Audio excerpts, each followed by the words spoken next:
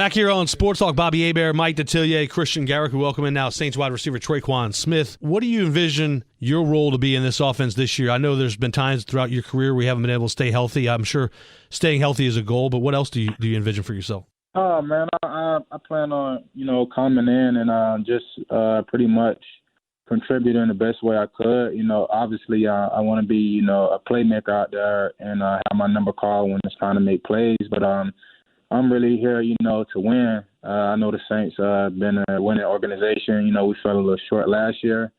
But the past few years I've been here, we always been a playoff contender team, and I'm just trying to keep that going. When you look, you've been battling injuries every year since the Saints selected you in the third round in 2018 draft.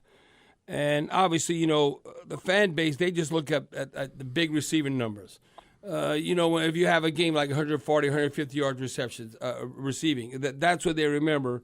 And but the Saints organization, as far as who's running the Saints, they said even though he's not put up big receiving numbers, many in the organization believe still that you're a highly underrated player.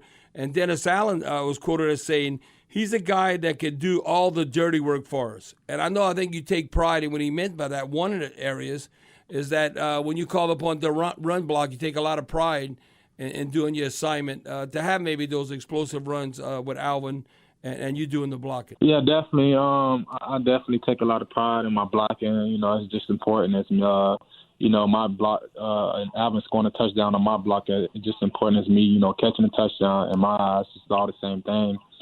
I know I'm very important to the team. Like you said, I may not, the fans may not see the big numbers, but what they, they don't realize, the first down catch, on third and long, the big block to get a first down. A lot of people don't see that. They just see the stats, so a lot of times, my production and, and my stats go overlooked because it don't seem like I'm doing much. Put the fans now and the listeners in, the wide receiver meeting room and the value of like Michael Thomas. He missed 26 of the last 32 games. Now think about that. His was the NFL Offensive Player of the Year. You look at that production. I know you're all aware of that. He averaged 117 catches, basically 1,400 yards receiving in his first 4 seasons, and all of a sudden he's not there anymore. The point I'm bringing up, he's coming back. Do yourself, Marquez Callaway, Deontay Hardy, do y'all look at it? Okay, they're going to be worried about stopping Michael Thomas, so if we got single coverage, we have to win. Just talk about that and the pride y'all take, that you never can have too many weapons.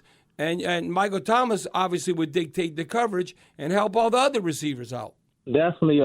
Just having Mike back in general, just as the player he is, the type of competitor and the type of mindset he have, he's just, a different arsenal we'll have. Like, everybody know what he can do, and everybody happy is that he's back. But like you said, like, having him back on offense, like, it's going to open up more opportunities for the rest of the receivers because, most likely a lot of teams going to be keying in on him, giving other people opportunity to make plays. But even if they are keying on Mike, he's still going to do him. Yeah, like, he's still going to be a beast because that's just what he does. And, I feel like that's what we missed a lot last year, you know what I mean? So having him back, I feel like that's definitely going to take the offense, back to where we need to be, which is explosive and fast. The fans want to notice, and they love it that he's on our team.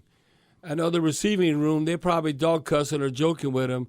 Ceedy Duce, Chauncey Gardner-Johnson. Because this seems like he aggravates every receiver, no matter what team you are in the NFL, and even his home teammates, because how competitive he is in practice. Oh, man, I love Ceedy Duce, man. Why? Because he's very competitive, like very, very competitive, and that's only going to make us as a receiving group better when we go in practice.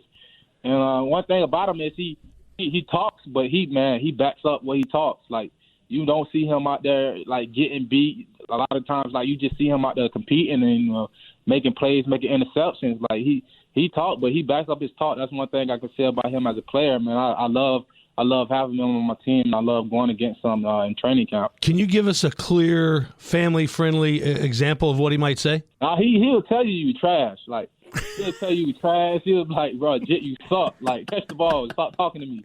Stop talking to me. You're not making no plays. You suck. Like, shit. If you not competitive as well, or you don't know how to block out somebody, he's going to get in your head. With Taysom Hill now being moved to that flex tight end position, how do you think he'll do in that kind of wide receiver flex tight end spot? Oh, man, honestly, Taysom's a playmaker. Wherever you put him, he's going to produce. Like, whatever you need from him, he's going to get it. Like, you need his first down. Like, Taysom's going to do, like, the best of his ability, put his body on the line to get the first down. So having him at, that flex tight end position, I feel like he's going to, execute what we need from him, like 100% without a doubt. Saints wide receiver Tre'Quan Smith. Tre'Quan, thanks for the time, and congratulations yet again on returning to New Orleans.